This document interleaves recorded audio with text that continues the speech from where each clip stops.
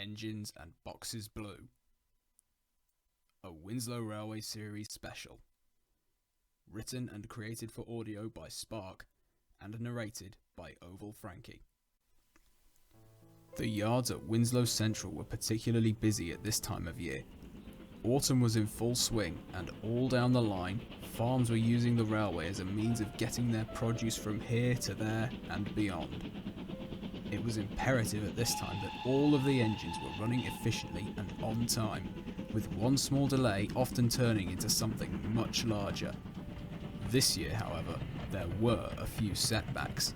First of all, the fog was thicker than ever. Day by day it seemed to worsen, with the engines barely even being able to see ahead of their buffer beams. Speed restrictions also had to be put down, causing plenty of delay. Not only this, but this year was busier than ever, with reams and reams of harvested food coming from all down the line, making the engines feel rushed off their wheels. And to top it all off, the railway was left with a motley crew of tank engines. Lysander, who was usually taken off of express duty to assist with the extra goods trains, was away at a railway show. Dan, the resident heavy goods locomotive, was tasked with taking the trains from Winslow Central to beyond, and so was rarely seen aside from his brief ventures back to the sheds at Winslow Central to rest before heading off to some other part of the country once again. As for Dante, he had been taken out of service for repairs.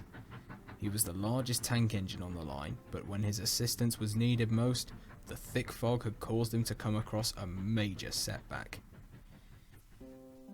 Night had well settled in since the engines returned to the sheds. They were all thoroughly exhausted. Spark and Beatrix were the last to return. Much of their day had been spent cleaning up the mess left behind when Dante had had his incident, and as such were visibly tired. Spark spun around on the turntable and sighed. A tree. He crashed into a tree. Darcy crashed into a tree. Why wouldn't he? One of the busiest, most stressful times of the year, and he crashes into a tree. Beatrix said nothing and backed down into her berth. Now at the sheds were the 5 remaining engines: Spark, Calo, Frank, and Beatrix, glancing at each other in the dim lights of the sheds. Frank then broke the silence. I think it's safe to say it's been a long day then. Don't go there, Frank. Just don't. Spark groaned. I've had enough today, and I would really like to sleep just right about now. Spark then shut his eyes to finally rest, but was quickly interrupted. Through the fog, the engines could make out a pair of headlights coming up the driveway towards them. The lights stopped on the other side of the turntable, and the figure of Mr. Roberts, the manager, was visible, stepping out of his car and walking towards the sheds, tipping his hat to the engines. Good evening, engines. I do apologise for the intrusion. I understand you've all had a long day, so I will try to make this as brief as possible. The engines hushed. As you are all aware by now, Dante is currently indisposed, and so I'm having to take desperate measures now. One more loss, and we'll have to close until one of them returns. None of the engines liked the sound of that. Now, first of all, Spark, I'm taking you off the maintenance trains. You're the strongest engine we have right now, so we need you on the heavier trains. Will that be alright? Spark just muttered. Don't have much choice, do I? And he shut his eyes. Mr. Roberts continued. Beatrix, I'm taking you off too, to help with the goods work. You're stronger than the others, so I'm afraid we'll need you too. Beatrix seemed unsure, but knew that it was for the best. Yes, sir, she replied. Now, lastly, Calo. The Caledonian 264 looked up, surprised. Huh? Yes, sir. I want you to handle the maintenance trains for the time being. We can't have a railway without the maintenance train, or we might have no rails to run on at all. Can you do that? I can try, sir. Calo replied, reluctantly. Good. Then you start tonight. Good night to you all now. Calo was startled. Tonight? As in now? What about my rest? Spark smirked. Well, now you know how I feel. Get to it then. It won't take itself. Calo just blew steam and rolled his eyes. Yeah, you'll see. Presently, Calo bumbled into the yard at Winslow Central. The fog was thickening, and more or less everyone had gone home, with the exception of the maintenance crew. It all felt very eerie indeed. Slowly, Calo peered down the lines of trucks and coaches, just in case. Soon, he found the maintenance train, and was quickly coupled up. As he waited, he couldn't help but notice the eerie silence. It was quiet. Too quiet. Shapes danced around in the fog, and his eyes darted around. Nothing to be afraid of. Right, off we go then. Calo's driver called out. Right away. And with that, Calo gave a reluctant blow of his whistle before heading out of the yard and plunging into the tunnel. Calo soon burst out of the other side of the tunnel and into the valley. Here, the fog was thicker than ever. Every shape around him seemed sinister, and looming shadows seemed to creep around. No!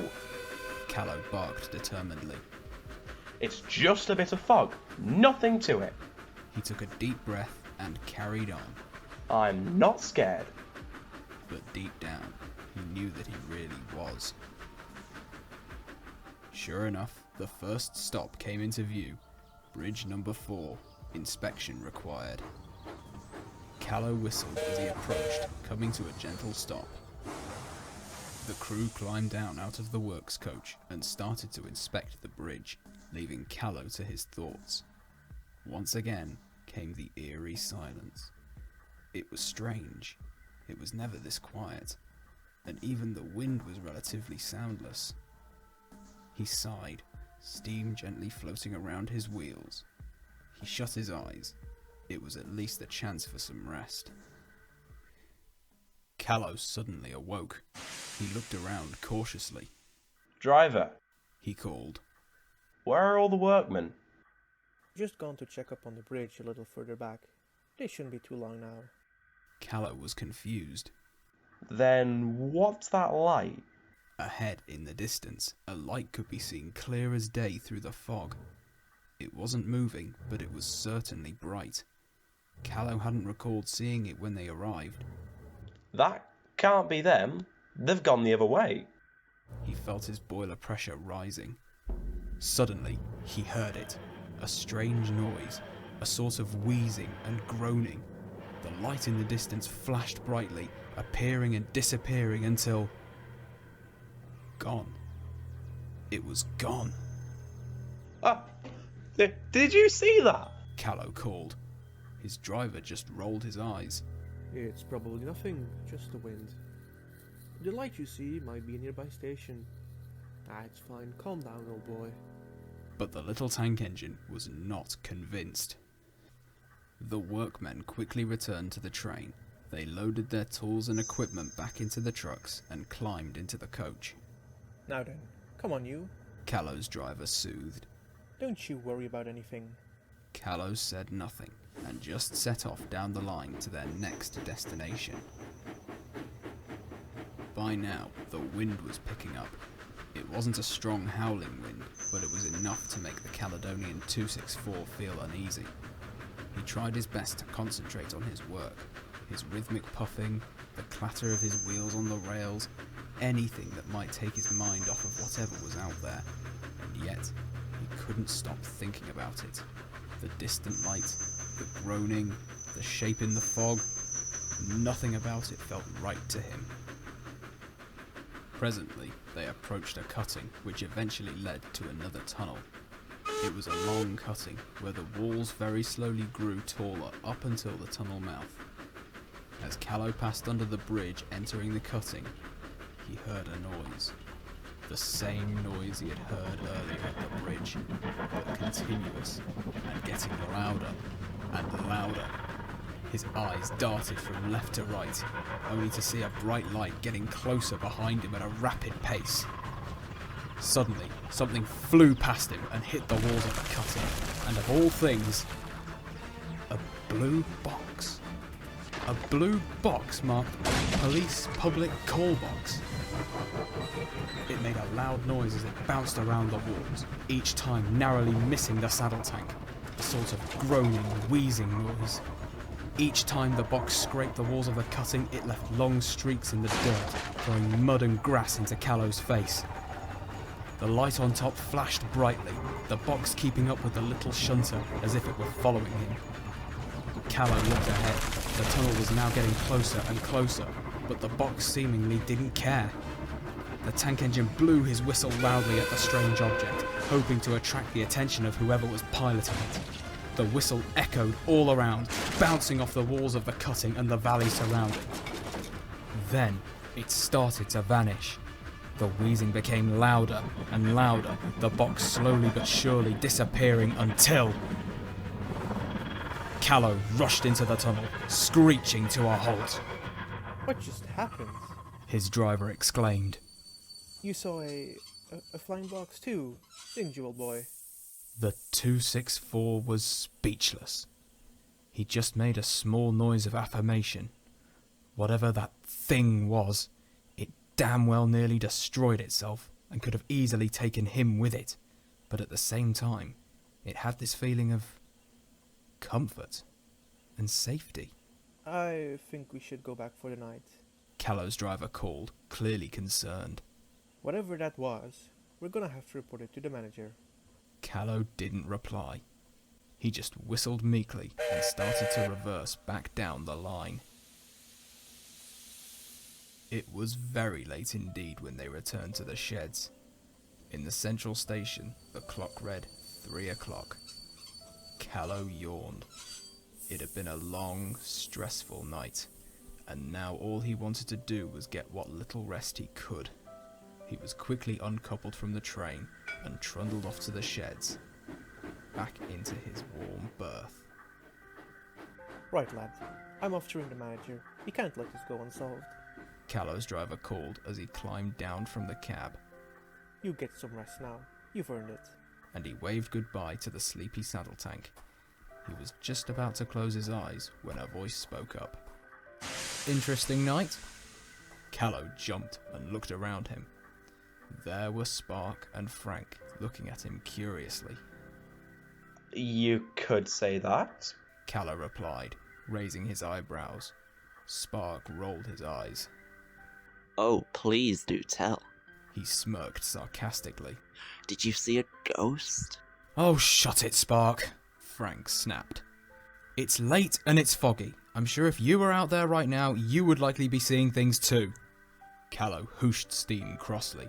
He was about to protest, but Spark spoke first.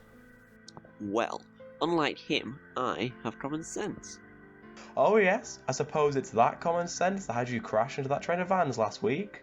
Both engines looked to the blue saddle tank. Well...